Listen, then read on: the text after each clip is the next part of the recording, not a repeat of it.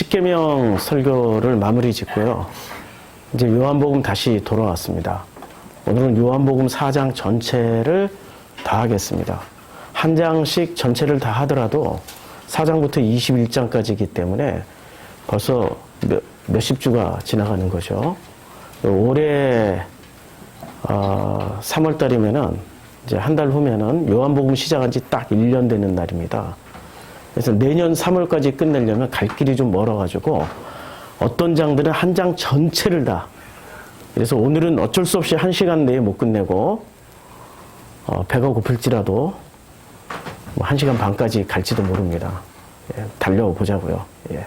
혹시 중간에 화장실 가실 분들이나 있으면 조용히 나갔다 왔다, 예, 그렇게 뒷자리에 앉아서 좀 해주시고,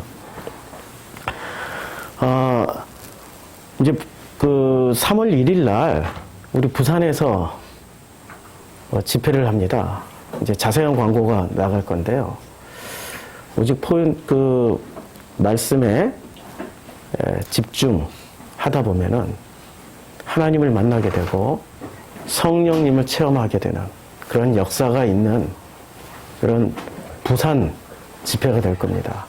그래서 거듭남을 원하시고 구원의 확신을 그날 얻고 싶으신 분들은 꼭 오십시오. 4시간 동안 쉬지 않고 할 겁니다. 누가 죽든 둘 중에 하나만 죽기 살기를 한번 해보자. 예, 아예 그냥 저도 거기에 올인해버렸습니다. 3월 1일 날 꼭 오시길 바랍니다. 오늘 요한복음 4장 1절부터 마지막 절에 보면요, 4장 1절을 희한하게 시작합니다. 예수께서 제자를 삼았어요. 문장을 끊어서 읽어야 돼요. 제자를 삼았어요. 제자를 삼는 장면이 어디서 나오죠? 요한복음에서는 1장에서 나오잖아요. 근데 1장에서는 어디서 세례를 받습니까? 세례 받은 직후에 제자들이 삼잖아요? 제자들이 오잖아요? 그들을 제자로 삼았잖아요?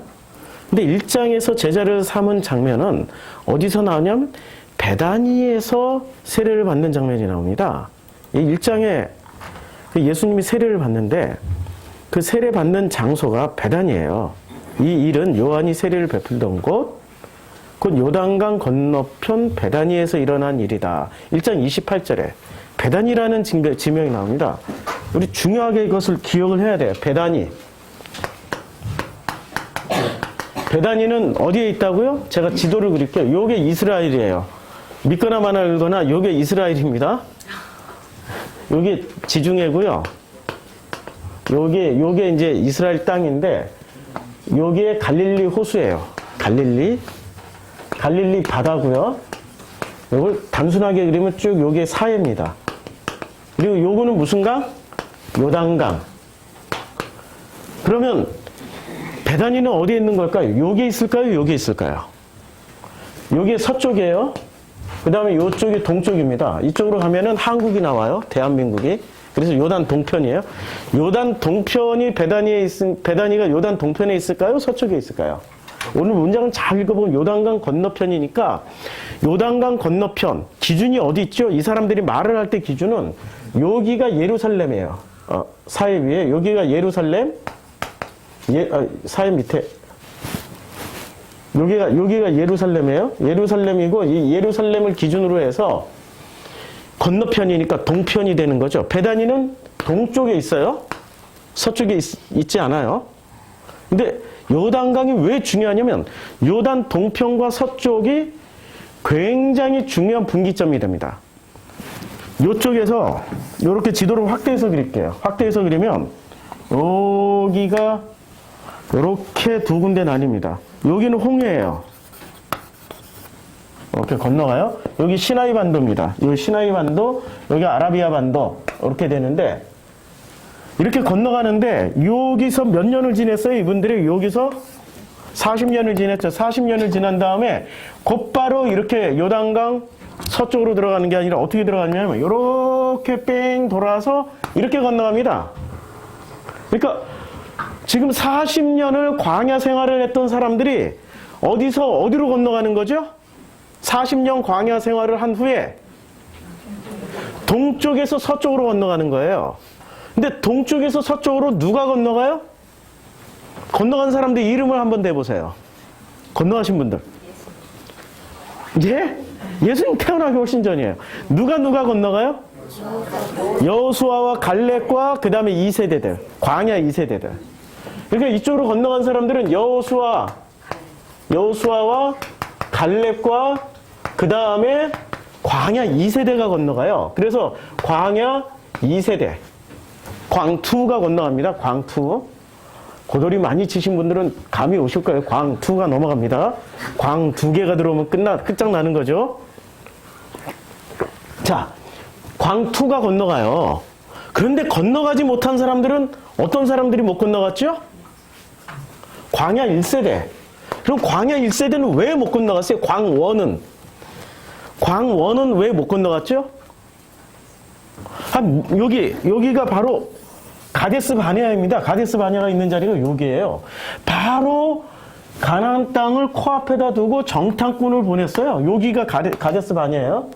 여기서 정탐꾼을 보냈는데 이 정탐꾼들이 12명 중에 10명이 어떤 보고를 했습니까?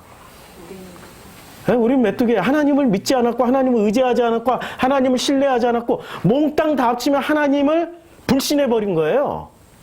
하나님을 믿었다면은 저들은 우리 밥입니다. 저들은 우리 밥이고 우리가 이 땅은 우리에게 주신 선물입니다.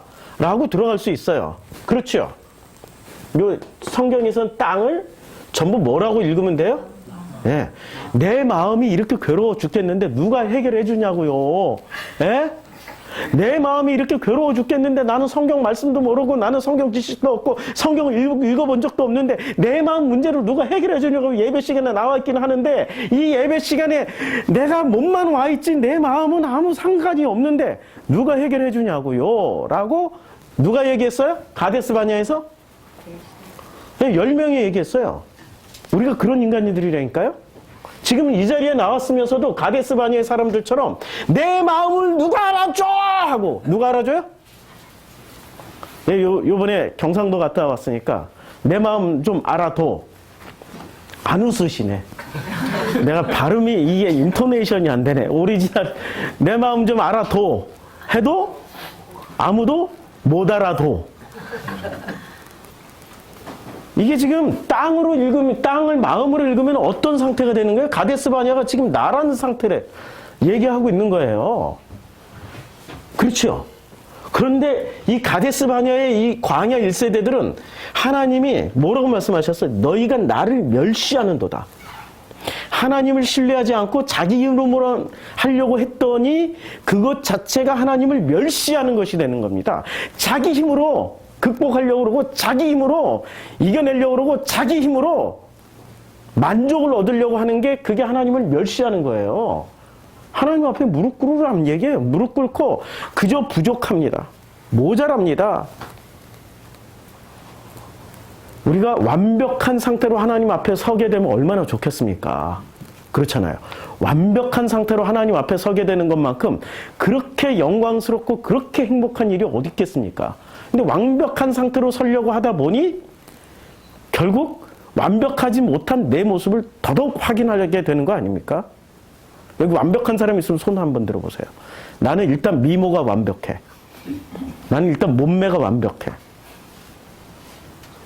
그런데 미모와 몸매는 자신은 없지만 그냥 부분적으로 완벽해. 눈은 완벽해. 코는 완벽해. 내 손가락은 정말로 학자의 손가락이 너무 완벽해. 부분으로는 그래도 나는 손들 게 있어 라고 생각하지만 그러나 그 부분의 완벽함이 전체 조화를 이루어야 진짜 완벽한 거죠. 완벽한 사람 한 사람도 없어요. 외모 하나만 따지더라도. 마음을 놓고 따지더라도 우리는 완벽한 사람이 없어요. 내 감정, 내 심령, 내 상황 완벽합니까? 되물어보자고요. 완벽하시냐고요. 그러다가 덜컥 죽어서 하나님 앞에 떡 섰어요. 하나님은 심판대 앞에 섰습니다. 어떤 마음이 될까요? 완벽을 추구하던 사람이 하나님 앞에 섰을 때는 그냥 어떻게 쥐구멍이라도 숨어야 되겠죠. 그런데 완벽하지 않음에도 불구하고 나의 부족한 모습을 하나님께서 덮어주셨다. 창세기 1장 2절에 하나님의 영이 수면 위를 운행하신다. 그게 라프란 단어, 이렇게 품어주신다라는 거 아닙니까? 그저 품어주신다. 그거 믿고 가면은 하나님은 어떻게 해주세요? 진짜로 품어주세요. 그게 은혜란 말입니다. 근데 이걸 못 믿는 거예요. 가데스 바네아에서 못 믿었기 때문에 이게 몇 명이 못 건너갑니까? 이 광야 1세대는 다 못 건너갔어요. 그러니까 여기는 건너간 땅이에요. 요단 동편은 어떤 땅입니까? 못 건너간 땅. 그 다음에 요단 서쪽은 어떤 땅입니까? 건너간 땅. OX가 나뉘는 거예요. 그래서 이쪽에서 뭔가를 했다라면은 좋은 징조일까요? 안 좋은 징조일까요? 별로 안 좋은가요? 별로. 제가 자꾸 이렇게 이렇게 별로라고 그래도 별로 안 웃으시네. 별로 안, 여기 정말 이쪽에서 하는 건 별로 안 좋은 거예요.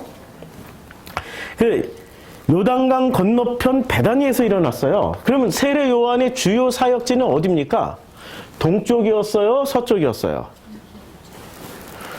동쪽이었어요? 서쪽이었어요? 동쪽이었죠? 그러면 세례 요한이 사역을 했던 장소는 무슨 사역을 한 거예요? 요단 동쪽이니까 광야 사역일까요? 이 광야를 건너서 요단강에서 하셨던 가나안 사역일까요? 광야 사역이에요. 광야에서 사역하시다가 광야에서 돌아가신 분이 누구세요?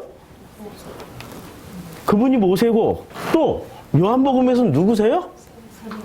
세례 요한이었어요. 세례 요한이 광야에서 사역하다가 광야에서 이쪽으로 안 건너오세요. 신기하게. 그러니 출애굽을 알아야 요한복음이 읽히는 거예요. 그래서 지난 10주 동안 십계명 설교를 통하여서 출애굽기를 샅샅이 훑어낸 겁니다. 출애굽을 알아야 요한복음을 읽을 수 있어요. 자, 요한복음 4장에 다시 돌아가서 예수께서 제자를 삼고 세례를 베푸시는 장면이 나옵니다. 그런데 요한보다 많다 하는 말을 누가 들어요? 바리새인들이 듣게 되는 거예요. 바리새인들이 들은 게 왜 그렇게 중요할까요? 바리새인은 무엇을 추구하는 사람이죠? 바리새인들은 말씀을 추구하지만 실제로 그 속에서 움직이는 동기가 뭐냐고요. 바리새를 움직이는 힘이 뭐냐고. 그 동기. 말씀입니까? 힘입니까? 말씀입니까? 능력입니까? 힘, 능력, 권위 이런 게 그 바리새들을 움직이는 힘이란 말입니다. 세례 요한에게 세례받는 사람이 많으면 어디로 붙을까요?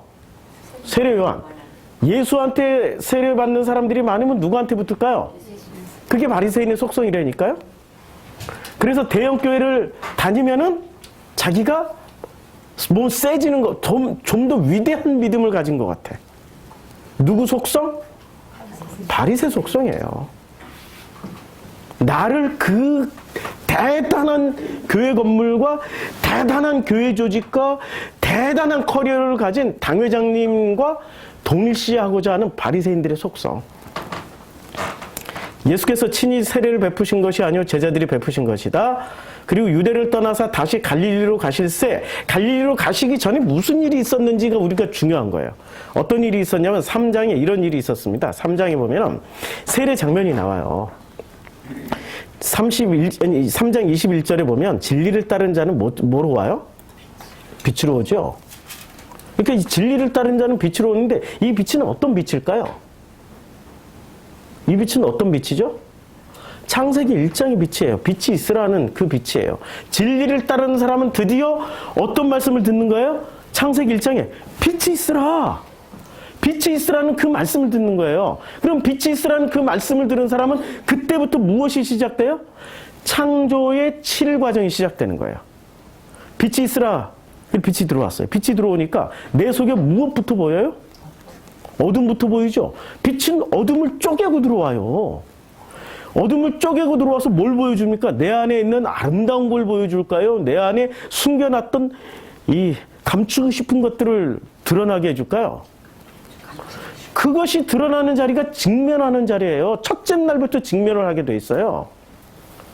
진리로 서는 자는 오늘 요한복음 3장 20일 진리를 따르는 자는 어떻게 돼요?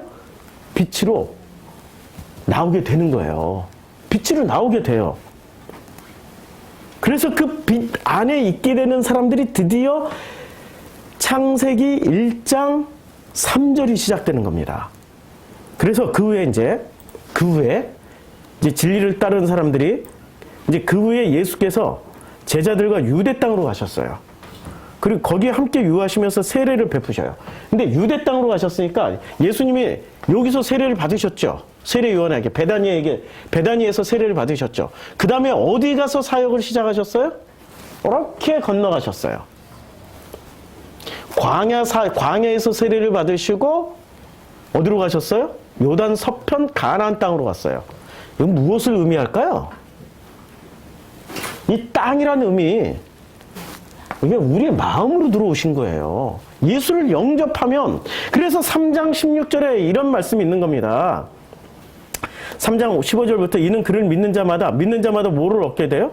영생을 얻게 되는 거예요. 하나님이 세상을 이처럼 사랑하사 독생자를 예수 그리스도를 주셨으니 이는 그를 믿는 자마다 멸망하지 않고 무엇을 얻어요? 영생 얻음을 어디서 확인을 해요? 아니, 우리 마음 안에서 확인하는 거잖아요. 그러니까 예수님이 동편에서 어떻게 해요? 서편으로 넘어와서 사역을 시작하시는 거예요. 그 땅, 하나님이 약속하신 그 땅, 이건 물리적으로, 자연과학적으로, 지리학적으로 보면 여기가 어떻게 적과 꿀이 흘러요? 사막이 절반인데. 여기 바다는 물도 소금물이라 농사 지을 수도 없는 물인데. 적과 꿀이 흐른다라는 게 이 땅에 흐른다는 말이 아니고 무슨 말이에요? 내 마음에 하나님의 그 놀라우신 은혜가 넘친다라는 거예요. 그렇죠? 적과 꿀이 흐른다. 이것은 제가 산상수훈할 때 다 설명했으니까 젖이 무엇이고 꿀이 무엇인지 알게 될 거예요. 젖과 꿀이 흐른다라는 그 젖은 무엇이죠? 젖? 예, 어느 분 좀 코 고는데 잠 좀 깨워주세요. 예, 코 고는 소리가 여기까지 들려서 예, 많이 피곤하시고 밤잠을 안 주무시고 그냥 딕테이션을 하시니까 이게 받아 쓰시고 공부하시니까. 자, 젖과 꿀이 흐른다라는 것은 무슨 얘기냐면 젖은 헤레브예요. 같은 단어로 쓰고 있어요. 기름이에요. 하나님의 성령 부음, 기름 부음이 있는 땅이고, 꿀이 흐른다라는 꿀은 뭐죠? 제사 드릴 때, 소제 드릴 때 절대로 섞지 말아야 될 게 두 가지가 있습니다. 꿀과 누룩을 섞지 말아야 돼요. 그러니까 무엇과 무엇이 섞여 있어요? 하나님의 은혜와 내 마음이 섞여 있는 자리예요. 여기가 그런 땅이라니까요. 하나님의 은혜와 내 자의지, 자기 로스가 섞여 있는 땅에 누가 건너오셔서 그것이 완성돼요? 예수가 오셔서 빛으로 오시니까 자기 로고스가 어떻게 됩니까? 드러나서 폭로돼서 사라지게 되는 거야. 어우, 쪽팔려. 이제 못 숨어 있겠다. 야, 빛이 들어오니까 도망가자 하고 도망가는 땅이 이 땅이에요. 그래서 지금 세례 장면이 굉장히 중요한 거예요. 자, 그리고 다시 넘어가요. 4장 1절에. 그러면 예수께서 제자를 삼고 세례를 베푸시는 것이 요한보다 많다는 말을 바리새인들이 들었어요. 그러면 지금 세례하는 땅이 어느 동편입니까? 서편입니까? 서편에서, 예수는 서편에서 요단강 건너서 세례를 다 줘요. 그래서 3절에 이렇게 나온 거죠. 유대를 떠나서 다시 갈릴리로 가시다. 그러니까 어디서 세례를 줬다는 얘기예요? 유대에서. 요 어느 땅에서 세례를 주고 이렇게 갈릴리로 건너가는 겁니다. 우리 지도를 보면은 이 지도에 그 아주 좋은, 제가 지도를 많이 찾아놨는데 여기가 유대 땅이에요. 지금 보이는 여기가 예루살렘이 있는 데가 유대 땅이니까 이쪽 부근에서 세례를 주신 거죠. 서편에서. 그리고 갈릴리로 가셨어요. 아주 심플하죠? 그러니까 지도를 다시 그릴게요. 너무 많이 이렇게 낙서를 해놔가지고 싹 지우고 물이 엄청 많아가지고 이거 마를 때까지 좀 기다려야 됩니다. 자, 그래서 그 갈릴리, 이제 유대 땅에서 갈릴리로 이렇게 올라가셔요. 그런데 갈릴리로 올라가시는데 예수님이 어디까지 가시면 사마리아를 통과를 하게 되는 거예요. 통과하고 사마리아에 있는 수가라고 하는 동네에 이르렀어요. 근데 수가라는 동네가 어디쯤에 있냐면 요 지도를 보시면 지도에 보이시죠? 수가라는 동네가 예. 지도를 좀 크게 확대를 하겠습니다. 여기 갈릴리, 예. 그러니까 지금 예수님은 어디서 사역을 하셨냐면은 서편에서 사역하셨어요. 서편에서 사역하시고 요쪽 어디에 이쪽 유다 땅에서 이제 갈릴리로 가셨다가 다시 이렇게 사마리아를 통과해서 가는데 여기 수가라는 지역에 이렇게 딱 도착을 하게 됐어요. 근데 이 수가라는 지역이 어느 부족이 차지하고 있었던 땅일까요? 예루살렘 바로 위에 있어요. 수가라는 땅이. 그래서 요 지도를 보면은, 예, 요 지도를 보면 예루살렘이 어디 있습니까? 기억을 잘 하세요. 예루살렘이 사해 조금 위에 있어요. 사해 조금 위에 있고 수가가 바로 그 위에 있습니다. 자, 예루살렘이 사회 위에 유다 땅 여기 예루살렘이 요쯤 어디에 있을 거예요. 유다 땅에 있으니까. 그러면은 수가는 어디쯤에 있을까요? 베냐민이나 에브라임이나 요게 조금 올라가면은 베냐민이나 에브라임 므낫세 지파에 속해 있는 땅이겠죠. 요 어간에 속해 있는 땅입니다. 그런데 이 므낫세에 있을 가능성이 높아요.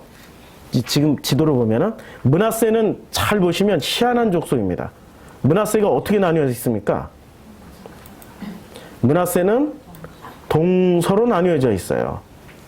므낫세 지파가 여기가 갈릴리, 여기가 사해, 여기가 예루살렘, 여기가 수가성, 그리고 여기가 사마리아, 여기가 갈릴리입니다.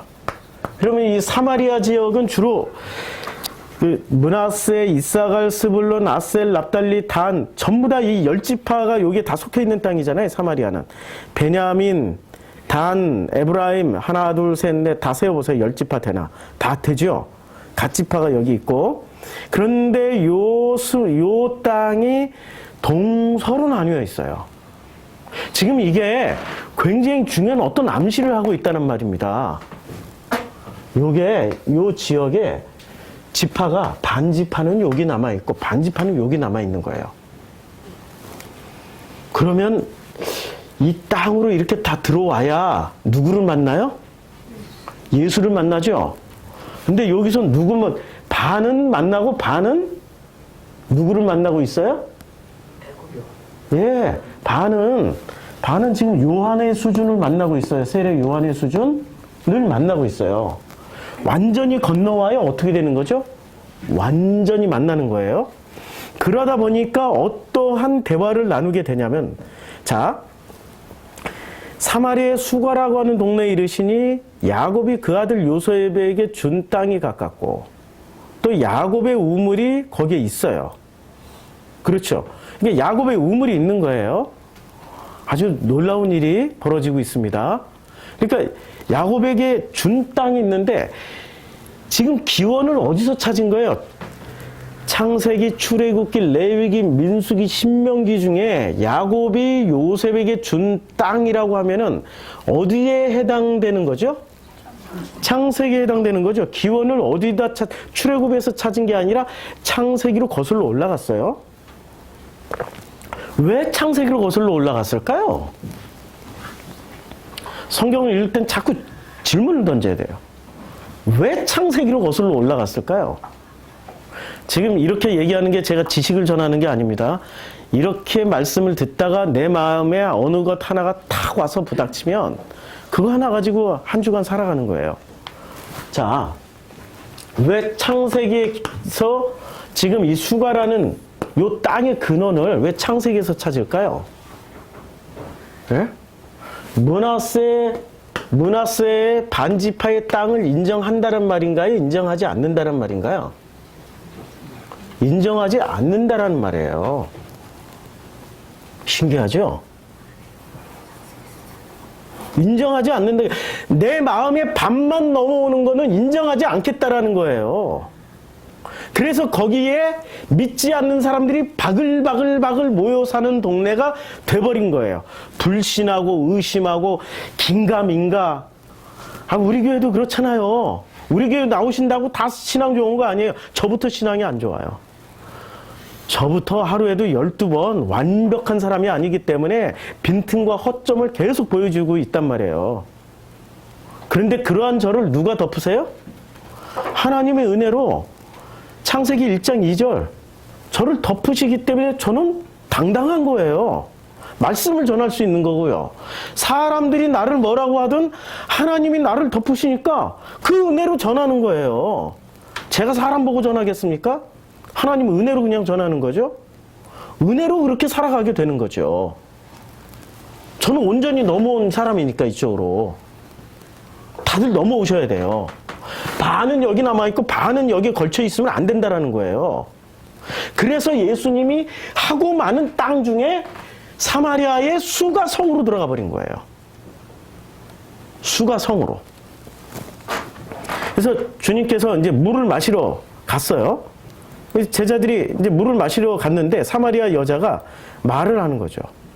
당신은 유대인으로서 어찌하여 사마리아인 여자인 나에게 물을 달라야 하나이까? 하니 이는 유대인이 사마리아인과 어떻게 됩니까? 상종치 않는 거죠. 근데 예수님이 여기서부터 또 동문서답을 해요. 3장에서도 동문서답 나와요. 누구랑 동문서답하죠? 네, 니고데모랑 동문서답을 하고 있어요. 이 니고데모가 못 알아듣죠. 니고데모는 왜 못 알아들을까요? 니고데모는 못 알아듣는다니까요. 사고방식이 달라요. 예수가 하는 말을 니고데모의 시스템으로 이해를 하려니까 아니 그럼 우리가 다시 모태로 들어갔다 다시 나와야 됩니까? 지금 그런 얘기가 아니라니까요. 무슨 얘기예요? 무슨 얘기예요? 온전히 거듭나라는 얘기인데 그 거듭남을 다시 태어나는 수준으로 무엇을 생각해? 물리학적으로 자연과학적으로 과학적으로만 생각하는 이 과학적인 사고방식을 가진 거예요. 과학적인 사고방식이 묻는 게 아니라니까요. 마음이 거듭나는 게 어디 과학으로 설명이 됩니까? 마음이 다시 태어나는 게 어디 과학으로 설명이 되냐고요. 예수님은 지금 마음이 거듭나는 것을 말씀하고 있는데 마음 거듭나는 것을 과학으로 사람이 들어갔다 다시 태어나야 돼? 뭐 이런 식으로 생각을 하고 있는 거예요. 그러니까 동문서답이죠. 지금 이 동문서답과 지금 사마리아 여인의 동문서답을 비교를 해보자고요. 지금 3장에서는 누구를 선택했어요? 3장에서는 유대인 중에 유대인, 바리새 중에 바리새를 선택한 거예요. 3장에서는. 이게 3장에서 그 동문서답 사건이고 반대로 4장에서는 누구를 선택한 겁니까? 반만 넘어온 사람들. 그러니까 이방인 중에 타종교 중에 이게 타종교예요. 그냥 이단도 아니고 신천지급도 아니고 이건 아예 다른 그 힌두교, 이슬람교, 타종교 중에 타종교를 선택했어요. 근데 결과는 어떻게 됩니까? 유대인 중에 유대인, 바리새 중에 바리새인이 오히려 완패당합니다. 깨닫지를 못하고 끝나버려요. 그런데 이 4장에서는 이방인 중에 이방인, 타종교 중에 타종교인이 어떻게 됩니까? 온전히 하나님을 만나가지고 완전히 전도 왕이 돼버렸어요. 전도 왕. 우리 교회도 전도 왕이 좀 나왔으면 좋겠어요.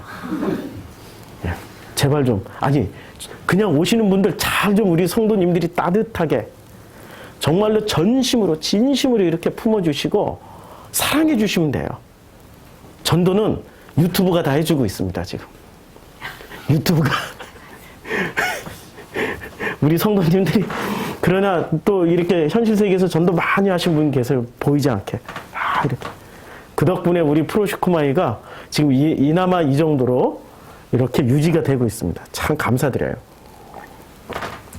그 여자가 이르되 이제 4장 10절에 대답하여 이르되 내가 만일 하나님의 선물과 또 내게 하나님의 선물이 뭐죠?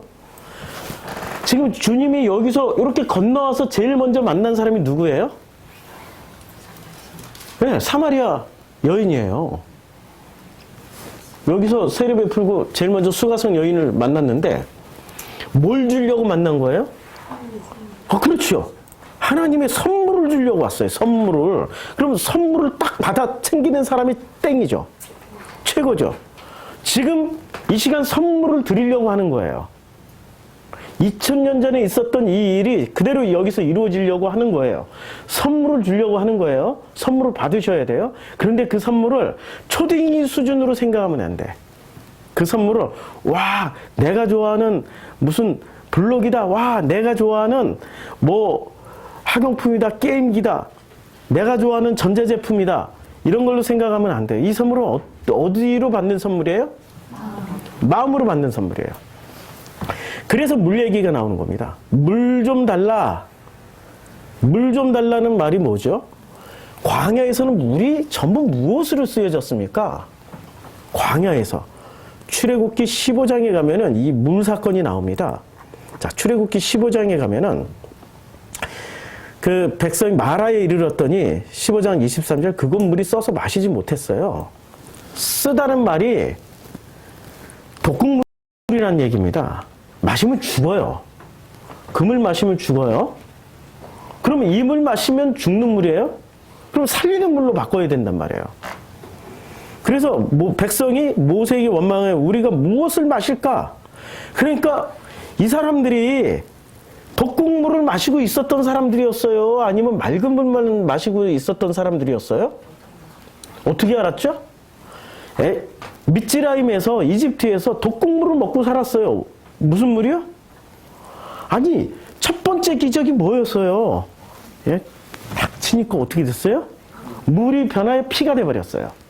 그 물을 아무도 마시지 못하는 거예요. 그치요?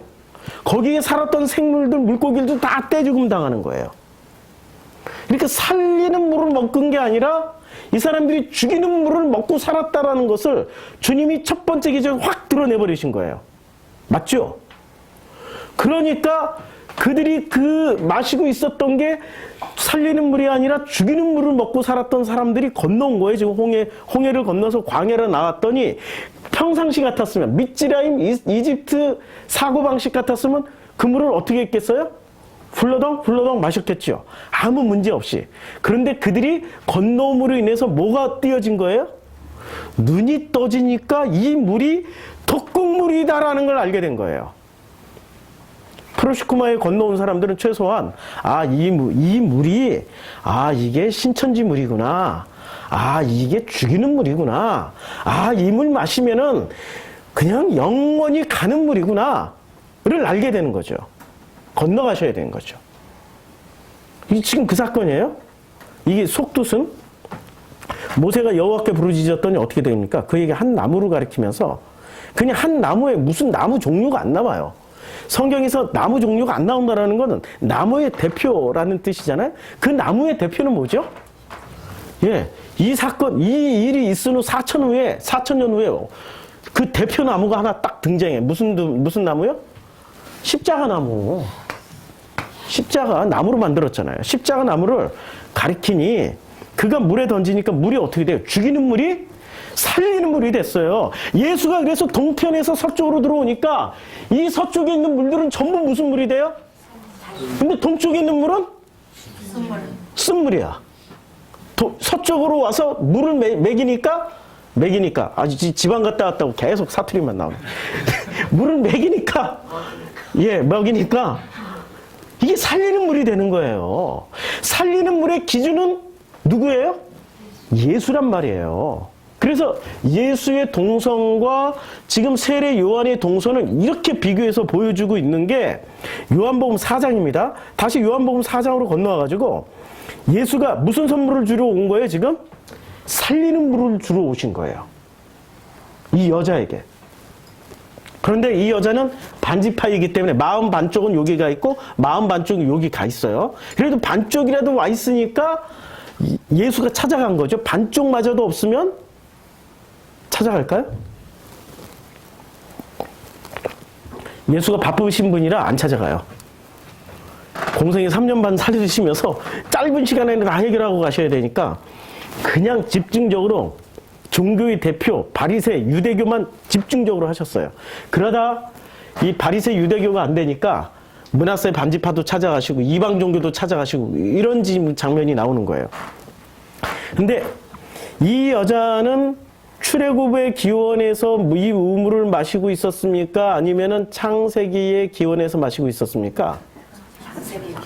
그러니까 광야로 나온 사람이에요? 안 나온 사람이에요? 안 나왔죠? 광야를 안 건너온 거예요. 창세기 기원이니까. 맞죠? 이래서 출애굽기 10계명 한 거예요. 지금 이 여자는 광야조차도 나오질 않은 거야. 그래서 예수께서 말씀하십니다. 이 물을 마시는 자마다 다시 목마르. 이 물은 어떤 물입니까? 그 야곱의 우물물이에요? 아니면은 예수라는 우물물이에요? 그렇죠. 이렇게 건너온. 우리의 마음의 생수가 흘러 넘쳐야 되는 거죠. 그렇죠. 우리 마음의 생수가 흘러 넘쳐서 살릴 물이 끊임없이 흘러 넘치는 거죠. 흘러 넘치면 어떻게 되겠습니까? 만사 해결돼. 괜찮아. 시험 좀 떨어지고 좀 못 살고 좀 이렇게 가난해도 돼. 내 마음에 생수가 넘쳐 흐르는데 살리는 물이 넘쳐나는데 내 마음에 살리는 물이 넘쳐나는데 아니 이렇게 엄청난 재물 이렇게 축복을 많이 주셔서 그걸 축복으로 알고 살았는데 이제는 축복의 관점이 바뀌는 거예요. 혹시 건물 몇 채 가지고 계신 분 계십니까? 예, 건물 좀 이렇게 몇 채 가지고 계신 분 있냐고요. 대답을 안 하시는 거 보니까 저하고 똑같으시네. 건물이 몇 채 있으면요 불편해서 못 살아요. 불안해서 못 살아요. 매일 뭐를 보냐면 성경을 보지 않고 매일 뭐를 봐야 돼요? 경제 뉴스, 경제면을 엄청나게 읽고 연구하고 이게 또 귀 열어가지고 소문 듣고 다녀. 예수의 말씀 안 듣고 야 이게 뭐 경제가 폭락한다더라. 야 땅을 이거 이 땅값이 내려갔는데 전세값 하락된다더라. 뭐 어쩌고 저쩌고 그래서 뭐 금을 사 모아야 되고 달러를 사 모아야 되고 엄청 이런데 신경 쓰다가 보니까 뭐를 못 챙겨요? 예수의 마음을 못 챙긴다니까요. 그러니까 반은 여기다 남겨놓고 오고 반은 여기에 동편에 남겨고 반은 서편에 남겨놓으신 분들이 건물 몇 채 가지고 계신 분들이세요. 그게 그렇게 나쁜 건가? 아니 마음을 놔둔 게 나쁜 거지 건물 몇 채 가지고 있는 게 나쁜 게 아니라니까요. 그것 때문에 마음이 거기 가 있는 게 나쁜 거라니까. 그냥 내 마음이 온전히 넘어가면 어떻게 돼요? 그것은 보이지 않고 누구만 보여요? 그렇죠. 예수님만 보이는데 살리는 물을 우리에게 주시는 그 살리는 물만 보이게 되는 거예요. 우리가 그렇게 살아가고 있는지 되물어 보자고요. 나에게 뭐 하나 생기면 물질뿐만이 아니라 심지어는 내 자식도 내 재산이잖아요. 내 자식이 잘 되면 나도 잘 되고 그게 스카이캐슬이잖아요. 드라마 스카이캐슬. 내 자식과 나를 동일시하는. 결론적으로 몽땅 망해가지고 속은 시원한데 안타깝지. 안타깝지. 누구 하나가 죽어서 안타깝지. 자, 주님이 뭐라고 말씀하시냐면 내가 주는 물을 마시는 자는 어떻게 돼요? 영원히 목마르지 아니하리니. 이게 마음에서 일어나고 있다라고 생각하시면 구체적으로 느껴지는 거죠. 그렇죠? 내 마음이 영원히 목마르지 않고 영원히 행복하다는 얘기예요. 내가 주는 물은 그 속에서 영생하도록 솟아나는 샘물이에요. 영생하도록. 그러니까 예수님이 주시는 그 물을 마시는 사람은 어떻게 됩니까? 영생하는 거예요. 그 살리는 물을 끊임없이 공급받는 사람은 영생하게 돼 있어요. 근데 살리는 물을 끊임없이 공급받지 못하는 사람은 어떻게 되죠? 영생 보장 없음. 이 문장 자체가 그러잖아요. 그래서 여자가 덜커덕 이 반은 넘어왔어요. 그래도 이 여자가 반은 넘어와가지고 어떻게 됩니까? 덜커덕 낚시에 딱 걸린 거야. 반이라도 건너오신 분들은 낚시에 딱 걸리게 돼 있는 거죠. 근데 여기 낚시에 안 걸리는 사람들은 반도 안 넘어오는 사람들이고 반이라도 건너오셔야 돼요. 그래서 낚시에 덜커덕 걸렸어요. 그래서 여자가 15절에 이렇게 말합니다. 여자가 이르되 주여 그런 물을 내게 주사, 그런 물, 살리는 물을 내게 주사, 목마르지도 않고 또 여기 물기르러 오지도 않게 해 주시옵소서. 근데 이 수준은 이 여자가 이 마음으로 제대로 받아든 건가요? 아니면 바리새 지금 앞에 3장에 나오는 니고데모처럼 받은 건가요? 니고데모는 자연과학, 무슨 생리현상으로 받아들였잖아요. 지금 이 여자도 다시는 여기에 물길로로 오지 않게 해주시옵소서라는 말을 보니까 여기 좀 섞여 있는 거죠. 섞여 있어요? 그런데 예수가 여기서 이 섞여 있는 것을 확 끌어다가 마음으로 확 주저앉히는 이런 질문을 해버리십니다. 말씀을 하십니다. 이르시되 가서 내 남편을 불러오라. 여자가 대답하되 이르되 나는 남편이 없나이다. 예수께서 이르시되 내가 남편이 없다 하는 말이 옳도다. 너에게 지금 5 남편이 있고 지금 있는 자도 내 남편이 아니니 내 말이 참되도다. 5 남편이 있었다. 이걸 어떻게 알았을까 예수가? 이런 것에 또 집중해가지고 예수가 알았다 몰랐다 이거 가지고 그냥 설교를 내내 진행하는 그런 그 생명 없는 설교를 하지 않습니다. 프로슈크마이는. 그런 건 중요한 얘기가 아니에요. 5 남편이 뭐죠? 우리가 십계명 공부했죠. 이렇게 남편이 2이 있었어요. 요게 5, 요게 5 이렇게 돼 있죠. 이걸 뭐라고 불러요? 두 증거판 언약. 그러면 이 여자는 어떤 걸 붙잡고 살았어요? 예수가 오셔서 부자 청년 부자 건원하게 물어볼 때 넘버 1, 넘버 2가 있어요. 나 외에 다른 신을 섬기지 마. 내 앞에 우상을 두지 마. 내 이름을 망령되이 일컫지 마. 안식일을 지켜. 이런 넘버 1 있고 넘버 2가 있는데 넘버 1을 물었어요? 넘버 2를 물었어요? 부자 청년에게. 넘버 2를 물었죠. 그럼 이 여자가 선택한 5은 어떤 걸 선택했어요? 넘버 2를 선택했죠. 그렇죠. 넘버 2를 선택했어요. 그러니까 넘버 2를 지금 말하고 있는 거예요. 그리고 현실적으로 남편이 있었다니까. 현실적으로. 현실의 사건을 통해서 이렇게 들어가고자 하는 게 성경의 깊은 뜻이기 때문에 이걸 실마리를 자꾸 찾아 들어오라는 거예요. 그 니고데모처럼 이런 걸 가지고 이게 어디 말이나 되냐고 이라고 얘기하지 말고 그러면 영원히 깨닫질 못하는 거예요. 지금 이 논리 구조를 이해하시겠죠? 자, 지금 있는 자도 내 남편이 아니니까 총 플러스 1 해서 6이 되죠. 1계명, 2계명, 3계명, 4계명 여기까지가 4계명 들어가 있죠. 그쵸? 그러면 부모를 공경하라부터 여기까지 마지막까지 여기 플러스 6 맞죠? 자, 여자가 이르되 어머나? 지금 요 장면이 무슨 장면이에요? 야곱의 우물에서 야곱의 우물은 무엇을 근원이 어디 있었어요? 창세기에서 지금 뭐로 끌어오는 거예요? 출애굽으로. 지금 이 여자는 방금 뭐 하셨습니까? 광야로 나오신 분이십니다. 박수 한번 쳐드려야죠. 그쵸? 광야로 나오신 겁니다. 이제 광야에서 어디로 들어가면 돼요, 이제는? 가나안 땅 들어가면 되죠? 기가 막힌 순서로 들어갑니다. 우리 조상은 이 산에서 예배하였는데, 당신들의 말은 예배할 곳이 예루살렘이 있다 하더이다. 이 산에서 예배를 했어요. 딱 반 자르면 여기는 북지파, 열부죠? 여기는 남유대예요. 이게 이 산에서 예배를 드렸다는 것은 요 산 사마리아 산 요게 어디 산이겠죠? 산에서 예배를 드렸는데 예배할 곳이 예루살렘에 있다 하더이다. 예루살렘에는 왜 예루살렘이 있다 하더이다 했습니까? 여기 뭐가 있어요? 성전이 있었죠? 그런데 이 예루살렘 성전은 뭐로 만들어진 성전이에요? 다듬은 돌이죠? 그러니까 이 성전 자체가 정통성이 있어요? 없어요?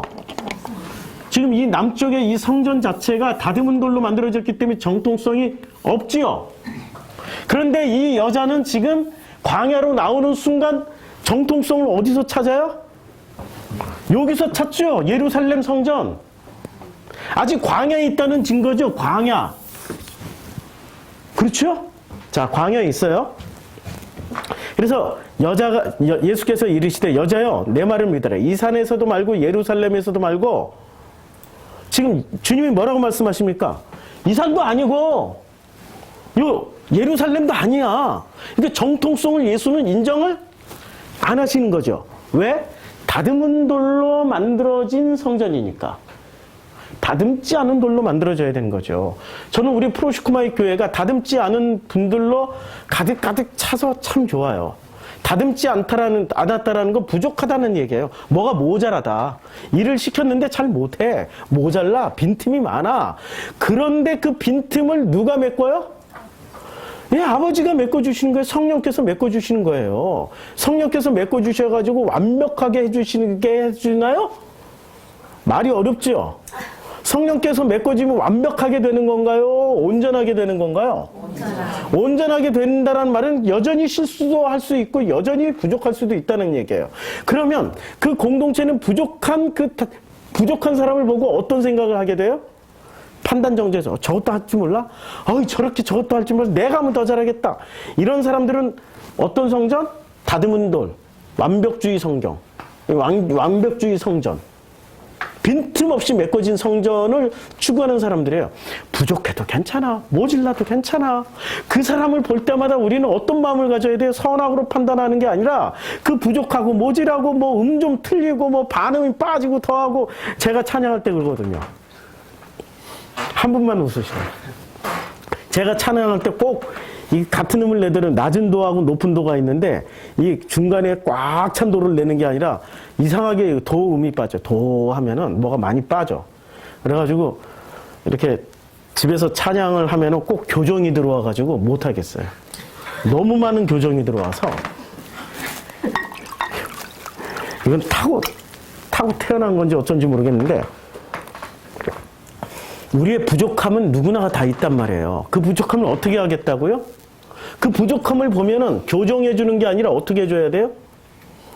저 모습이 내 모습이구나. 하나님을 직면했을 때 내 모습이구나. 그 부족한 모습을 어떻게 해주시겠다고요? 하나님께서 은혜로 덮어주시겠다고. 그러한 공동체가 진짜 공동체라고. 그걸 말씀해 주시기 위해서 다듬지 않은 돌로 성전을 쌓으라 그런 거 아니에요. 교회 공동체를 그렇게 만들어가라 그런 거 아니에요. 그래서 우리 교회는 부족해도 괜찮아. 실수해도 괜찮아. 그냥 직분 맡았으면 직분 맡은 대로 부족한 대로 그렇게 하는 거예요. 나 못하겠어요. 완벽주의가 이 벽돌 정신이 들어가 있어가지고 그런 거야. 근데 벽돌 정신이 들어갈 수밖에 없는 게 주변에서 다들 뭐라고 하는 것 같아. 너는 왜 그렇게 빈틈이 많아? 너는 왜 그렇게 빈틈이 많아? 주님을 보는 거예요? 사람을 보는 거예요? 가데스 바냐에서 누구예요? 여호수아와 갈렙이었어요? 나머지 10명의 정탐꾼이었어요. 내가 하나님을 멸시하는 사람이었네? 그게 바로 나였단 말이에요. 하나님을 보고 그냥 같이 가는 거예요. 제가 완벽해서 이 자리에 서 있는 거 아니란 말입니다. 실수투성이. 자꾸 넘어지는 사람. 흉허물을 다 보여주는 사람이에요. 그럼에도 불구하고 하나님의 은혜로 덮여서 그렇게 가고 있단 말이에요. 그게 바로 제 모습이라고요. 그거 고백하는 거예요. 설교하는 자리가 완벽한 것을 던져주는 자리가 아니란 말이에요. 저의 부족함이 드러나는 것을 통하여서 하나님이 이 부족함을 사용하셔서 이 말씀을 듣는 우리 성도님들의 그 마음의 공허함을, 아픔을, 혼돈함을, 흑암의 깊은 곳에 있는 그 공통분모를 성령께서 채워주시는 거예요. 우리 교회는 그런 교회여야 되고 우리 교회 설교는 그런 설교가 계속 나갈 거예요. 22절 너희는 알지 못하는 것을 예배하고. 그러니까 이 사람들이 예배드렸던 것은 어떤 것을 예배드렸어요? 알지 못하는 거예요. 왜 모른다고 그랬을까요? 아니 지금 벽돌 시스템만 추구하고 있는 사람들이 뭘 알겠어요? 모른다니까 당연히. 알지 못하는 것을 예배하고 우리는 이 누구예요? 아버지와 아들과 성령과 하나 된 우리는 아는 것을 예배하노니. 와, 아는 것을 예배하는 거예요. 아는 것은 뭐죠? 바로 요 예루살렘 성전도 아니고 이쪽 사마리아 산도 아니야. 그게 뭐지? 그게 바로 하나님의 시스템으로 예배를 드린다라는 거예요. 이는 구원이 어디에서 나요? 왜 하필 유대인에서, 이러면 유대 민족이 굉장히 뛰어나다고 생각하겠죠? 아니에요. 거꾸로 생각하셔야 돼요. 최악의 인간들이 어디서 모여 살고 있었어요? 종교적으로 최악의 위선자들이 어디서 모여서 살고 있었냐고요? 그렇죠. 그러니까 성경에 등장하는 인물들을 우리는 오해를 없애야 돼. 성경에 등장하는 인물들은 완벽하다, 뛰어나다, 훌륭하다. 그래서 선택된 게 아니라 모질라고 불편하고 어디가 많이 빠지고 그래서 선택된 거예요. 아브라함부터 한번 살펴보자고. 믿음의 조상 아브라함이 완전한 인간이었나요? 거짓말쟁이였잖아요. 지가 살기 위해서 지 마누라를 내 아내야 이렇게 얘기하지 않고 누이야 이렇게 얘기를 했어요. 아브라함부터 얼마나 빈틈이 많아요. 그런데 그런 아브라함을 하나님이 끝까지 품으셔서 사랑하셔요. 이삭은 완전히 뭔가 빠져 있어. 뭔가가 빠져 있으니까 이삭 이름 자체가 뭐죠? 좋게 말해서 스마일, 나쁘게 말해서 헤벨레. 헤벨레. 뭐가 많이 빠져 있어. 아니 저 멀리서 그 누구의 레베카인가? 이름이 뭐죠? 작가 영어 이름으로만 생각나네. 예? 예, 리브가가 오니까 어떻게 됩니까? 헤벨레 해가지고 그냥 남자가 채신머리도 없이 헐레벌떡 이러고. 아니 그 다윗은 법궤가 들어오는 것을 보고 좋아서 이렇게 하지만 지금 이삭은 여자 하나 들어오는 거 보고 그냥 좋아가지고 헤벌레하고 가는 거죠. 얼마나 빈틈이 많아요? 야곱은 처음부터 끝까지 빈틈이야. 그렇잖아요. 속이고 숨기고 사기당하고 사기치고 그게 야곱이었잖아요. 다윗은 보세요. 다윗은 얼마나 빈틈이 많은 사람이에요. 처음부터 끝까지 빈틈이에요. 그 빈틈을 하나님이 어떻게 해주십니까? 다 메꿔주시잖아요. 다윗이 빈틈이 없다고요? 성경 읽어보세요. 사무엘 상하 다 읽어보세요. 다윗이 빈틈이 곳곳에 드러납니다. 도적질까지 해요. 도둑무리가 돼버려요. 살려고 하나님한테 의지하지 않고 지가 침 질질 흘리고 바보 흉내 내고 있어. 하나님한테 의지하지 않고 내가 좀 바본데 이러고 치 올리고 맹구 흉내 내고 다녔단 말이에요. 그게 다윗이었어요. 그런데 하나님의 은혜로 어떻게 돼요? 하나님이 그 빈틈을 꽉 잡고 다윗을 안 놔주니까 다윗이 내 종 다윗과 같은 사람은 없더라. 끊임없이 열왕기 하에 내리 그 말씀만 나오는 겁니다. 은혜지요. 우리 공동체는 그렇게 나가는 거예요. 교회는 그렇게 만들어지는 거예요. 부족하다고? 그냥 수입해와. 성가대 부족하다고? 그 음대생들 무슨 전문 음악 전문가들 다 불러와서 월급 줘가면서. 부목사 월급보다 성가대 지휘자가 더 월급 많은 거 아세요? 이게 딴따라가 있어야 예배가 막 빛이 나고 폼이 나니까. 그게 지금 벽돌 구조에서 막 행하고 있는 모습 아닙니까? 부목사를 뽑을 때 성경 잘 가르치고 말씀에 정말 정통하고 기도 많이 하는 목사를 뽑는 게 아니라 무슨 목사를 뽑아? 행정 잘하는 목사, 행정부 목사, 방송부 목사, 방송실 전문가, 운전 잘하는 운전 베테랑 전도사 막 이런 거 뽑잖아요. 뭔가 많이 있어요. 벽돌 구조가 되어버렸단 말이에요. 하나님의 구조가 되어 있어야 되는데. 자, 그래서 유대인이 본보기가 아니에요. 유대인이 벽돌 구조 만들었던. 그래서 유대인만 변화되면 다른 모든 민족은 다 변화될 것이다. 이런 식으로 이해하면 됩니다. 23절. 아버지께 참되게 예배하는 자들은 영과 진리로 예배할 때가 오나니 곧 이때라 아버지께서는 자기에게 이렇게 예배하는 자들을 찾으시니라. 하나님은 자기에게 어떻게 예배하는 자들을 찾죠? 예? 영과 진리로 예배를 드리는 사람을 찾아요. 그런데 이 영과 진리로 드리는 예배가 여기서 나옵니다. 아주 구체적으로 이 4장에서 나와요. 4장에서 4장 34절에 보면 예수께서 이르시되 나의 양식은 나를 보내신 이의 뜻을 행하며 그의 일을 온전히 이루는 것이에요. 하나님의 양식을 먹는 사람들은 어떻게 하게 돼 있어요?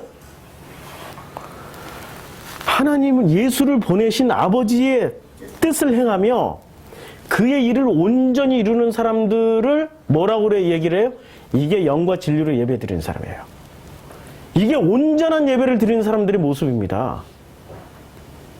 예배 시간에 엄청난 성가대와 엄청난 찬양대와 의리의리한 가운을 입고 말씀 선포된다. 이런 게 예배가 아니고요. 어떤 게 진짜 예배라고요? 예수의 양식을 먹은 사람들이 예수를 보내신 아버지의 뜻을 행하며 어디서요? 삶의 현장에서 뜻을 행하며 그의 일을 온전히 이루는 게 그게 신령과 진정으로 예배드리는 거라고 말씀 이렇게 부연 설명해 주시고 계셔요. 그냥 예배 시간에 신령과 진정을 흉내내는 거야. 신령과 진정을 땀방울이 빗방울이 되는 모습을 보여주시어서 주변 사람들이 신령과 진정을 땀방울이 빗방울이 되는 모습을 통하여서 감화 감동받게 해주시옵소서. 아이고 지친다. 이게 신령과 진정이 아니고 어떤 게 신령과 진정이라고요? 예수의 양식. 이 양식, 그럼 그 양식을 어디서 받아 먹어요? 마음으로 받아 먹고 마음이 어떻게 되는 거예요? 아버지의 뜻으로 완전히 돌아섰어. 마음이 바뀌어버린 거야. 마음이 바뀌어서 어떻게 돼요? 아버지의 뜻대로 살아가는 거예요. 그냥 살아간다는 내용입니다. 이게 행한다라는 게 살아가는 거예요. 그리고 그 아버지의 일을 온전히 이루는 게 신령과 진정으로 예배 드리는 사람의 모델링이 된다라는 말씀이에요. 그러면 이 여자는 생각을 해보세요. 이제 돌판 2개 중에 요걸 가지고 선택해서 살았는데 이제 돌판 어떤 걸 선택할 수 있게 된 거예요? 마음판이 바뀌면 2개 다 취해서 사는 거예요. 온전히 하나가 된 거야. 둘이 더하여 하나가 된다. 1 더하기 이 지금 공식이 희한한 공식이 나옵니다. 1 더하기 1은 뭐가 돼야 돼요? 2가 돼야 돼요? 1이 돼야 돼요? 1이 돼야 되는 거예요. 이게 어디서 이루어지면 가능해요? 1 더하기 1은 죽었다 깨나도 1은 안 돼. 2가 돼야 되는 거지. 수학 산수적으로는. 근데 이거는 어디서 이루어지는 공식이냐면 이건 마음에서 이루어지는 공식이에요. 마음은 이게 된다니까요. 1 더하기 1은 1이 돼요. 1 더하기 1은 요 공식을 그대로 가지고 있는 게 있습니다. 아시는지 모르겠는데 알고리즘이라고.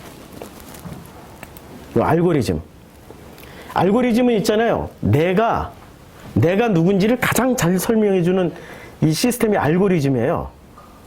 너무나도 놀랍게 페이스북에서 좋아요, 이 페이스북의 알고리즘은 어떤 기능이 있냐면은 페이스북 알고리즘은 좋아요 10개만 보면은 뭐를 알 수 있을까요?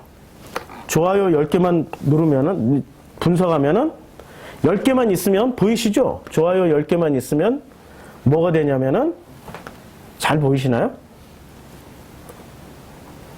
직장 동료보다 그의 성격을 더 잘 파악하게 됩니다. 좋아요 10개. 내 주변의 직장 동료보다. 그 다음에 또 뭐를 파악하게 되죠? 얘가 좋아요 70개를 가지고서는 뭐를 할 수 있냐면 그 사람의 친구들보다도 그 사람을 더 잘 파악해요.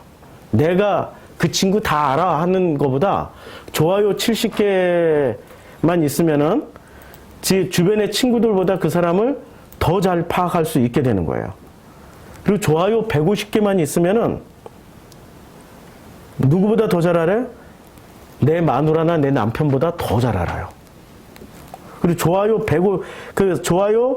150개, 300개면은 완전히 그 사람의 생활 패턴, 감성, 배우지, 모든 것을 같이 살아가고 있는 가족들보다도 훨씬 더 잘 파악할 수 있는 게 이게 알고리즘입니다.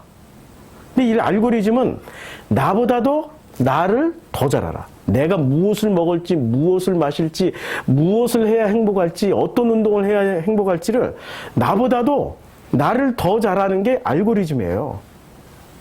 왜냐하면 이 알고리즘은 아주 심플하게 만들어졌어요.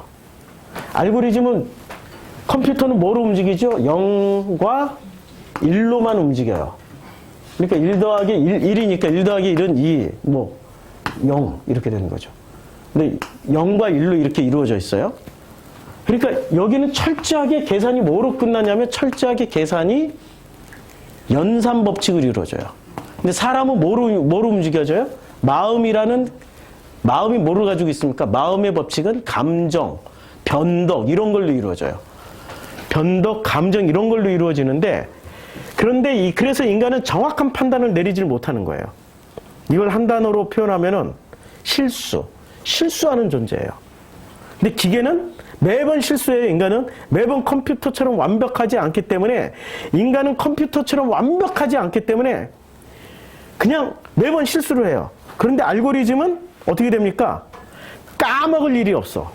이 컴퓨터는 정확하게 기억하고 있어요. 인간은 기억했다가 잊어버리지만 컴퓨터가 망가지기 전까지는 다 기억하고 있는 거예요. 이게 알고리즘이에요. 그러니까 나는 실수하고 나는 부족하고 나는 넘어지고 나는 깨질 수 있어. 그런데 컴퓨터가 만들어내고 있는 알고리즘, 컴퓨터가 분석하고 있는 나는 다 기억하고 있어요. 끔찍하죠? 나는 죽어서 사라지는데 내가 올렸던 모든 글이나 그림이나 모든 것들은 아직도 어디에 남아있어요? 컴퓨터에 다 남아있어요. 페이스북에 다 남아있고 구글에 다 남아있고 내 블로그에 다 남아있어요. 그래서 나 죽음과 동시에 나의 흔적을 지어주세요 하고 생긴 새로운 직업이 하나 생겼습니다. 무슨 직업이요? 웹 장의사. 인터넷 장의사가 새로 생겼어요. 내가 죽으면 나의 모든 기록을 이 장의사가 다 지워주는 거야. 이게 신종 직업이에요. 그런데 알고리즘은 절대로 까먹질 않아요. 날씨나 기분에 따라서 판단이 흔들릴 일도 없고 실수를 하지 않는 거예요. 알고리즘은. 그래서 이 알고리즘이 나를 얼마나 알고 있을까라고 우리는 의심하지만 놀랍게도 내가 점심시간에 어느 식당에 가서 어떤 음식을 주문해 먹을지 다 알고 있어. 내가 어떤 스타일의 여자를 좋아하고 또 그 사람에게 어떠한 말을 들었을 때 행복할지를 알고리즘은 다 알고 있단 말이에요. 하나님을 여러분들은 알고리즘으로 생각하고 있습니까? 알고리즘 같이 그냥 무자비하게 절대 잊지도 않고 기억하는 하나님으로 생각하고 있습니까? 아니면은 그걸 다 알고 있음에도 불구하고 나를 품고 이해해주고 용서해주는 하나님으로 그렇게 알고 있습니까? 어떤 하나님을 믿고 있죠? 그렇죠. 그것을 여기서 살아가면서 그대로 하시란 얘기예요. 그게 신령과 진정으로 예배드린다는 의미입니다. 교회에 와가지고 흠담을 나. 아유, 저것밖에 못해. 아유, 내가 더 잘하는데. 저것밖에 못해. 아유, 내가 더 잘하는데. 저것밖에 못해. 아이고, 내가 더 잘하는데. 그 속에 뭐가 들어가 있어요? 하나님이 들어가 있어요? 내가 들어가 있어요? 내가 중심이 되어 있는 거예요. 나를 빛내게 하기 위해서 남을 판단하고 남을 비판하는 거란 말이에요. 신령과 진정이 아닌 자기 종교를 만들어가고 있는 거죠. 맞죠? 지금 예수님이 말씀하실 때 이 여자는 깨달아 버린 거예요. 깨달았어요? 그래서 어떻게 되냐면 거두는 자가 이미 삭도 받고 영생에 이르는 열매를 모으나니. 거두는 자가 누구예요? 여기서는 뿌리는 자는 누구예요? 뿌리는 자는 예수님이 뿌렸어요. 어디에 가서? 동편에서 서쪽으로 와서 씨를 뿌렸어요. 그랬더니 그 씨가 어떻게 돼요? 자라서 열매를 맺어요. 그리고 물을 주고 심고 거두고 햇빛을 주고 바람을 주시는 분이 누구세요? 아버지. 아버지가 그렇게 하세요? 그러면 이게 열매를 거두는데 누가 거둬요? 예수가 거둬요? 아니면 그 예수의 말씀을 받은, 그리고 예수의 말씀에 따라서 행동하고 살아가고 용서해주고 품어주는 그 사람이 지금 열매를 거둬요?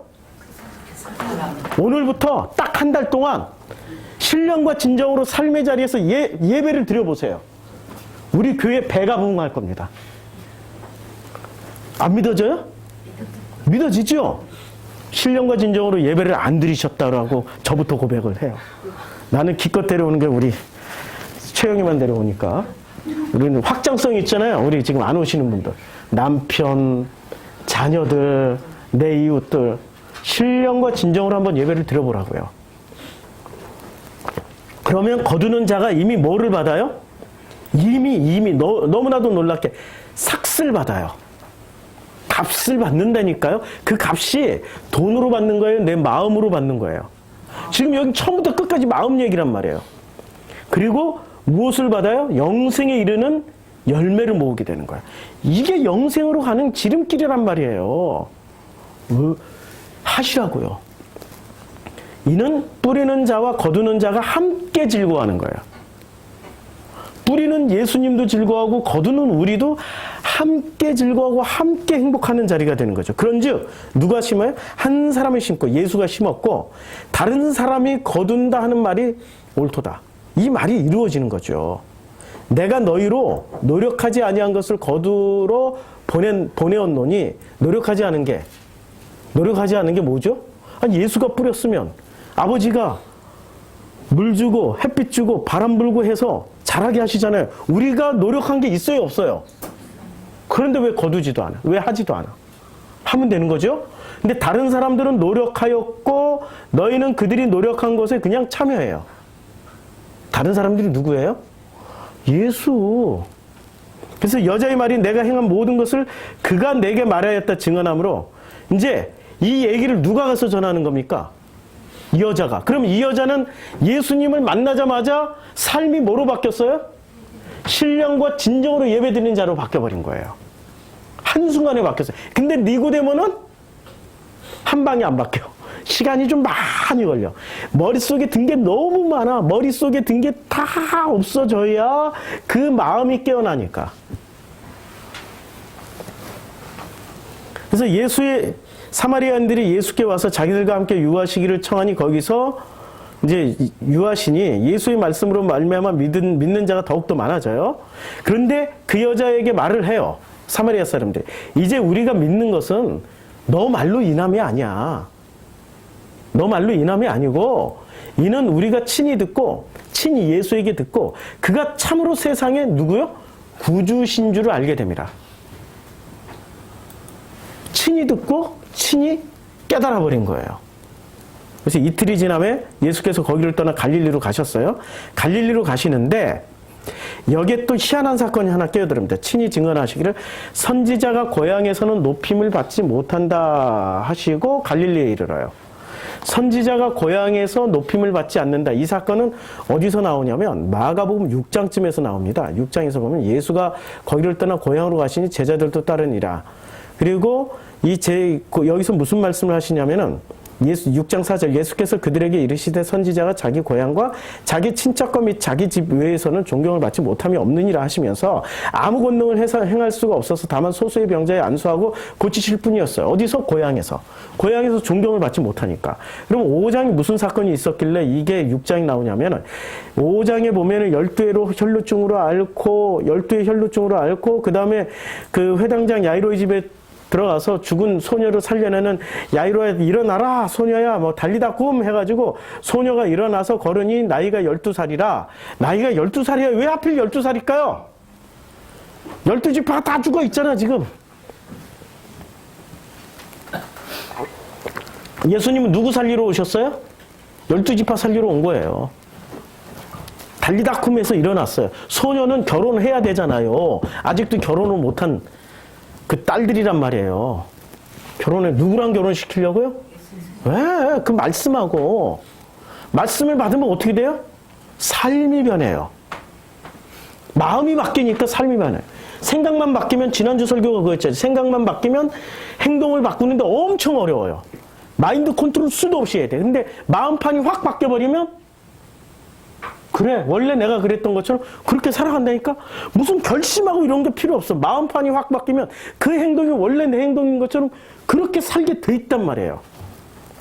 자, 이 사건이 있고 난 후에 그 다음에 이제 고향으로 갔더니 고향에서는 인자가 존경받지 못해요. 요한복음에 요 사건이 4장에 탁 끼어들어요. 요 사건이 탁 끼어드는데 어떻게 끼어드냐? 이렇게 끼어들죠. 이제 예수께서 이틀이 지나면 갈릴리로 갔는데 예수가 친히 증언하시길 선지자가 고향에서는 높임을 받지 못한다 하시고, 그럼 이 사건을 지금 43장까지의 사마리아 여인의 사건을 45절에 갈릴리의 어떤 사람들과 연관을 시키려고 하는데 지금 요 구절이 필요로 한 거예요. 그러면 예수는 어디서 존경을 받지 못해요? 아까 지도를 보여드렸죠? 어디서 존경을 받지 못합니까? 여기서 존경을 못해요. 여기서 갈릴리 나사렛에서 존경을 받지 못해요. 지금 예루살렘에서 거슬러 올라가면서 여기서 이렇게 만났던 사건이에요. 근데 존경이 쭉 올라가시는 거예요. 지금 쭉 여기 하나로 쭉 따라 올라가시는데 예수님이 잘 보시면 요단강 서편에서 어디까지? 땅끝에서 땅끝까지 가버리시는 거예요. 지금 이게 땅끝에서 땅끝이야. 가나안 땅에 12지파의 땅끝에서 땅끝까지 가시는 거예요. 그걸 상징적으로 보여주시는 거예요. 그런데 그 땅끝에서 땅끝으로 가는데 인자는 어떻게 돼요? 예수님은 존경을 받지 못하는 거야. 존경을 받지 못하는 거야. 근데 존경을 받지 못하니까 어떤 일이 벌어지냐면은 갈릴리에 이르심에 갈릴리인들이 그를 영접하는데 왜 영접을 할까요? 명절에 갔다가 유월절 명절에 갔다가 예수께서 명절줄 예루살렘에서 하신 모든 일을 보았기 때문에 영접하는 거예요. 만약에 예수님이 예루살렘에서 어떤 일을 안 하셨으면 영접할까요? 영접 안 하죠. 근데 무슨 일을 하셨어요? 예루살렘에서 무슨 일을 하셨냐고. 2장이 나오잖아요. 노끈으로 채찍을 만들어가지고 어떻게 했습니까? 그냥 뒤집어 엎어. 유월절에 예수께서 예루살렘에 계신 많은 사람이 그의 행하시는 표적을 보고 그의 이름을 믿었다. 예, 이렇게 말씀하셨어요. 그런데 예수가 이때 무슨 일을 하셨어요? 너희가 이 성전을 헐라 내가 사흘 동안에 일으키리라 하시고 노끈으로 채찍을 만들어서 사람들에게 다 그냥 보는 데에서 성전 안에서 소와 비둘 보시고 노끈으로 채찍을 만들어서 양이나 소를 다 성전에 내쫓으시고 어떻게 하셨습니까? 뒤집어 엎어버렸어요. 뭐를 엎었어요? 벽돌선을 뒤집어 엎어버렸다니까요. 이걸 보고 갈릴리 사람들이 따라오는 거예요. 신기하게. 우리 교회 나오시는 분들이 지금 그래서 따라 나오시는 거 아닙니까? 벽돌 성전 갈아 엎어버리잖아요, 여기서. 그치요? 우리 회장님들 좀 까잖아요. 예, 상회들 까잖아요. 그게 벽돌 성전 갈아 엎어버리는 일이란 말입니다. 근데 이걸 깐다고 또 싫어하는 사람들이 있어. 왜 까냐고. 기독교는 비판하지 말고 그냥 가라고 이렇게 말씀을 하시는데 이걸 보고 따라오는 사람들은 어떻게 돼요? 예수와 함께 가는 사람들이에요. 예수도 하셨으니 나도 한다. 할 수 없어요. 이 잠에서 깨는 방법은 이거밖에 없어요. 죽은 자처럼 누워있는 그 사람들 깨우는 방법은 이거밖에 없다니까요. 자, 그래서 그가 이제 갈릴리로 명절줄 46절 예수께서 다시 갈릴리 가나에 이르셨어요. 가나는 어떤 2장이 나오죠. 그러니까 가나 2장에서 있었던 사건을 지금 여기서 다시 부연 설명해 주는 거잖아요. 그렇죠? 2장의 가나의 혼인잔치, 그 후에 명절에 올라가서 예루살렘 성전을 뒤엎어버린 사건, 그 다음에 요 전에 물로 포도주를 만드신 곳이라 왕의 신하가 있어 그의 아들이 가버나움에 병이 들었어요. 근데 여기서 신분이 왕의 신하가 나와요. 첫 번째는 누구를 만나요? 첫 번째, 버림당한 여자. 아무도 상대 안 해주는 여자. 사회적으로 찌질한 여자. 그렇죠? 근데 요번에는 어떤 사람을 만나요? 왕의 신하니까 성공한 사람. 근데 둘 다. 자, 왕이 누구예요? 헤롯이죠? 헤롯은 유다인입니까? 이스라엘인입니까? 아니면 이방인입니까? 이방인 밑에서 성공한 사람. 정통 유대인들은 다 아냐. 자, 왕의 신하가 있어 그의 아들이 가버나움에서 병들었어요. 그런데 가나 사람이 왜 가버나움에 가서 병들었을까요? 가버나움에서 왜 병들었을까요? 신기하죠. 가버나움에서 주님이 주로 하셨던 말씀이 무슨 말씀하셨을까? 이 고라시나 베세다야. 내가 행했던 기적을 이만큼을 보여줬으면 다 믿었겠다. 그러니까 가버나움은 어떤 자리였어요? 희한하게 기적이 제일 많이 일어났던 자리예요. 근데 기적을 보고도 안 된다는 거야. 그러니까 병을 어디서 얻어와요? 가나에서 병을 얻었어요? 가버나움에서 병을 얻었어요? 가버나움에서 병을 얻어가지고 가나로 왔어요. 안 되는 곳에 있으면 안 돼요. 빨리 떠나시라니까. 지금 이 기본 패턴이 뭐라고요? 출애굽이라니까요. 안 되면 떠나시라고요. 자, 그가 예수께 유대로부터 갈릴리로 오셨다는 것을 듣고 가서 청하되 내려오셔서 내 아들의 병을 고쳐주소서. 예수께서 이르시되 너희는 표적과 기사를 보지 못하면 도무지 믿지 아니하더라. 지금 이때의 사람들의 심성은 어때요? 표적과 기적을 봐야 돼요. 우리 교회도 표적과 기적이 일어나야 꼭 믿을까요? 어떤 표적과 기적을 보여줘야 될까요? 정성필이가 사람 됐더라. 그런 표적과 기적을 보여줘야 되나요? 우리 자체가 표적과 기적이에요. 나라는 인간이 하나님 앞에 설 수 있는 자격을 부여받은 게 그게 표적과 기적이에요. 하나님 앞에 섰을 때 더 이상 두려움과 떨림으로 서는 것이 아니라 무엇으로 만나요? 아버지의 은혜로 만나게 되는 거죠. 그래서 내 아이가 죽기 전에 내려오소서. 이 장면에서 우리는 간절함을 봐야 됩니다. 부자나 가난한 사마리아 여인이나 뭐가 있었어요? 간절함이 있었기 때문에 만나는 거예요.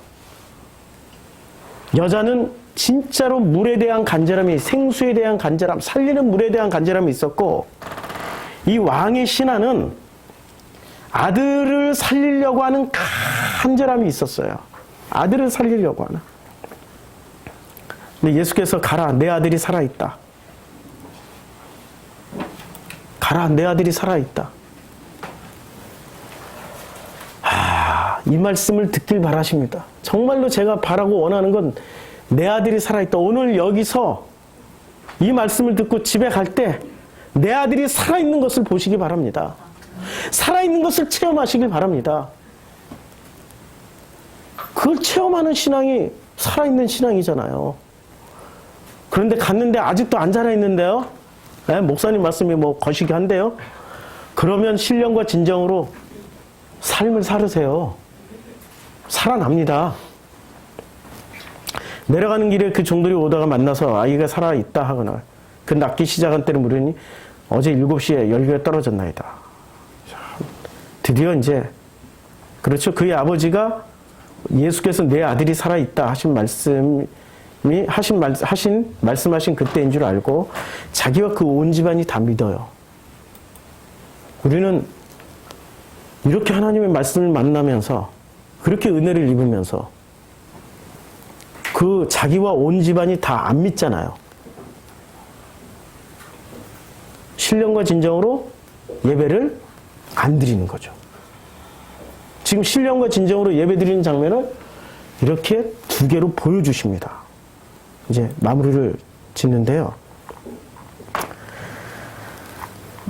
여기서 보면은 요게 베다니 요단강 건너편 동쪽이에요. 그 다음에 이 건너편 베다니에서 어떤 일이 벌어지면 빨간 글씨라 잘 안 보이시는데 어떤 일이 벌어지면 이런 일이 벌어집니다. 요게 보면 여기 요단 동쪽이에요. 요게 이카루스라고 이렇게 돼 있는데 여기는 세례 요한이 투옥됐다가 헤롯 안티파스에 의해 목이 잘린 장소가 여기예요. 어디서 죽어요? 세례 요한이 사역도 오른쪽에서 하고 요단 동쪽에서 하고 죽는 장소도 요단 동쪽에서 죽임당해요. 철저하게.